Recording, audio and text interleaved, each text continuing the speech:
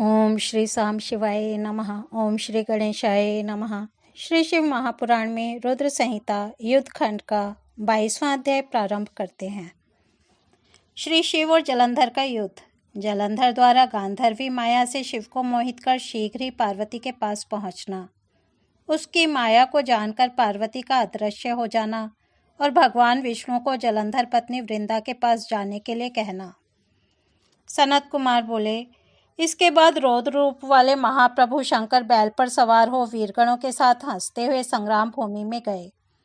जो रुद्रगण पहले पराजित होकर भाग गए थे, वे शिवजी को आते हुए देखकर सिंहनाद करते हुए युद्ध भूमि में पुनः लौट आए।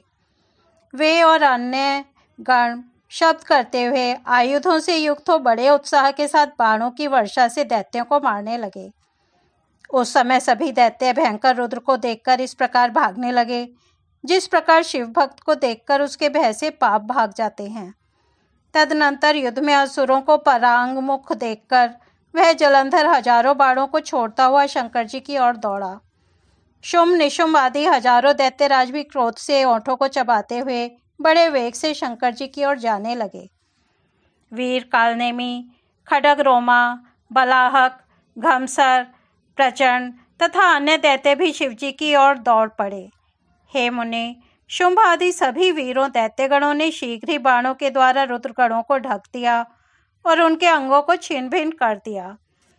तब शंकर ने अपने गणों को बाणों के अंधकार से आवृत देखकर शीघ्रतापूर्वक दैत्यों के बाण समूहों को काटकर अपने बाणों से आकाश को भर दिया।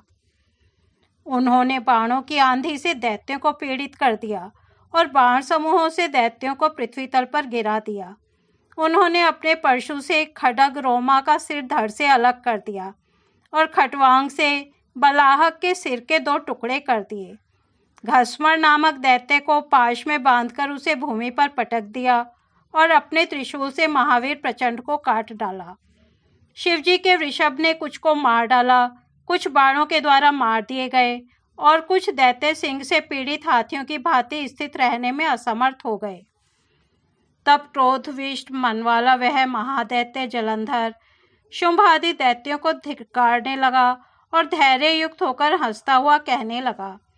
जलंधर बोला, पहले शंकर जी से बोला, भागकर पीठ दिखाते हुए माता के मल के समान इन दैत्यों को मारने से क्या लाभ, क्योंकि भयभीत लोगों को मारना शलाघ्य तथा वीरों के लिए स्वर्गप्रद नहीं होता।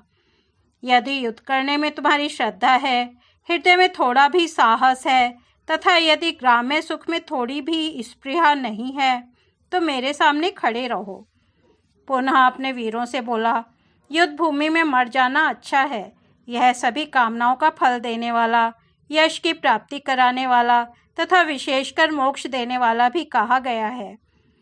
जो रणभूमि में युद्ध करते हुए मारा जाता है वह सन्यासी एवं परम ज्ञानी होता है और सूर्यमंडल को भेद कर परम पद को प्राप्त करता है। बुद्धिमानी को कभी भी कहीं भी मृत्यु से भयभीत नहीं होना चाहिए, क्योंकि समस्त उपायों से भी इसे रोका नहीं जा सकता है। हे वीरों, यह मृत्यु तो जन्म देने वालों के शरीर के साथ ही पैदा होती है, वह आज हो अथवा 100 वर्ष बाद हो, प्राणियों की मृत्यु तो निश्चित है। इसलिए मृत्यु का भय त्याग कर संग्राम में प्रसन्नतापूर्वक युद्ध करो।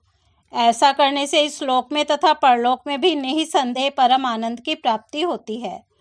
सनत कुमार बोले, हे व्यास, ऐसा कहकर उसने अपने वीरों को अनेक प्रकार से समझाया, किंतु वे भय के कारण धैर्य धारण न कर सके और रण से भागने लगे। तब अपनी सेना को भागती हुई देखकर महाबली सिंधुपुत्र जलंधर को बड़ा क्रोध उत्पन्न हो गया।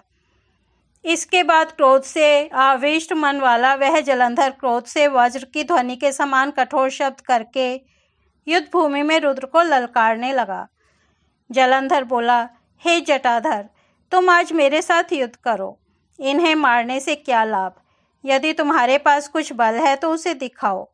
सनत कुमार बोले, ऐसा कहकर उस महादैत्य जलंधर ने 70 बाणों से अक्लिष्ट कर्मा वृषभ ध्वज शिवजी पर प्रहार किया। महादेव जी ने अपने तक न पहुंचे हुए जलंधर के उन बाणों को अपने तीक्ष्ण बाणों से शीघ्र ही हंसते हंसते काट दिया और 7 बाणों से उस जलंधर दैत्य के घोड़े, पताका, छत्र और धनुष को काट गिराया। हे मुने, शंकर के लिए यह अद्भुत बात नहीं थी। तब कटे हुए धनुष वाला तथा रथविहीन वह सिंधुपुत्र दैत्य जलंधर गदा लेकर क्रोध के साथ वेगशील होकर शिवजी की ओर दौड़ा। हे पराशर पुत्र, तब महान लीला करने वाले प्रभु महेश्वर ने उसके द्वारा चलाई गई गदा को शीघ्र ही सहसा 2 टुकड़ों में कर दिया। फिर भी वह महादैत्य क्रोध में भरकर अपनी मुष्टि का तान कर उन महादेव को मारने की इच्छा से बड़े वेग से उन पर झपटा। इतने में अक्लिष्ट कर्म करने वाले ईश्वर ने अपने बाण समूह से शीघ्र ही उस जलंधर को एक कोस पीछे ढकेल दिया।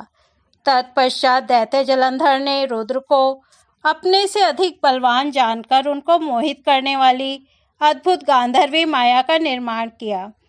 उस समय उसकी माया के प्रभाव से शंकर जी को मोहित करने के लिए अप्सराओं एवं गंधर्वों के अनेक गण प्रकट हो गए। उसके बाद गंधर्व तथा अप्सराओं के वे गण नाचने गाने लगे तथा दूसरे ताल, वेणु और मृदंग बजाने लगे। उस महान आश्चर्य को देखकर रुद्र अपने गणों के साथ उस रणभूमि में मोहित हो गए। उन्हें अपने हाथ से अस्त्रों के गिरने का भी ध्यान न रहा। इस प्रकार रुद्र को एकाग्र चित्र देखकर काम के वशीभूत वह दैत्य जलंधर बड़ी शीघ्रता से वहां पहुंचा जहां गौरी विराजमान थी। हे व्यास, युद्ध भूमि में महाबली शुंभ तथा निशुंभ को नियुक्त कर तथा स्वयं 10 भुजा, 5 मुख, 3 नेत्र तथा जटा धारण कर महावृषभ पर आरूढ़ हो वह जलंधर अपनी आसुरी माया के प्रभाव से सर्वथा शंकर के समान सुशोभित होने लगा। शिवप्रिया पार्वती रुद्र को आते हुए देखकर सखियों के मध्य से उसके सामने आकर उपस्थित हो गईं। उस दैत्यराज ने ज्यों ही पार्वती को देखा उसी समय संयम रहित हो गया और उसके अंग जड़ हो गए। तदनंतर वे गौरी उस दानव को पहचान कर भय से व्याकुल हो वेगपूर्वक अंतर्धान होकर उत्तर मानस की ओर चली गईं। तत्पश्चात क्षण मात्र में ही बिजली की लता के समान पार्वती को ना देखकर वह दैत्य पुनः युद्ध करने के लिए बड़े वेग से वहां पहुंच गया जहां शिवजी थे। तब पार्वती ने भी मन से महाविष्णु का स्मरण किया और उन्होंने तत्क्षण अपने समीप उन विष्णु को बैठा हुआ देखा। तदनंतर जगजननी शिवप्रिया पार्वती हाथ जोड़कर प्रणाम करते हुए उन विष्णु को देखकर प्रसन्नचित हो उनसे कहने लगी। पार्वती जी बोली, हे विष्णु, जलंधर दैत्य ने परम आश्चर्यजनक कार्य किया है। क्या आपको उस दुर्बुद्धि की चेष्टा विदित नहीं है? तब भगवान गरुण ध्वज ने जगदम्बा का वह वचन सुनकर हाथ जोड़कर सिर झुकाकर शिवा को प्रणाम कर कहा। श्री भगवान बोले, हे देवी, आपकी कृपा से मुझे वह वृत्तांत ज्ञात है। हे माता, आप मुझे जो आज्ञा दें उसे मैं आपके आदेश से करने के लिए तत्पर हूँ। सनत कुमार बोले, विष्णु के इस वचन को सुनकर जगन माता पार्वती धर्म नीति की शिक्षा देती हुई ऋषिकेश से कहने लगी। पार्वती बोली, उस दैत्य ने ही ऐसा मार्ग प्रदर्शित किया है, अब उसी का अनुसरण आप भी कीजिए। मेरी आज्ञा से आप उसकी स्त्री का पातिव्रत्य भंग कीजिए। हे लक्ष्मीपते, उसके बिना वह महादैत्य नहीं मारा जा सकता है, क्योंकि पातिव्रत धर्म के समान अन्य कोई भी धर्म पृथ्वी तल पर नहीं है। सनत कुमार बोले, पार्वती की यह आज्ञा सुनकर विष्णु जी उसे शिरोधार्य करके छल करने के लिए शीघ्र ही पुनः जलंधर की नगरी की ओर चले। इस प्रकार श्री शिव महापुराण के अंतर्गत द्वितीय रुद्र संहिता के 5वें युद्धखंड में जलंधर वधोपाख्यान के अंतर्गत जलंधर युद्ध वर्णन नामक 22वां अध्याय पूर्ण हुआ। कल हम 23वां अध्याय सुनेंगे। तब तक यहीं विराम देते हैं। ओम नमः शिवाय।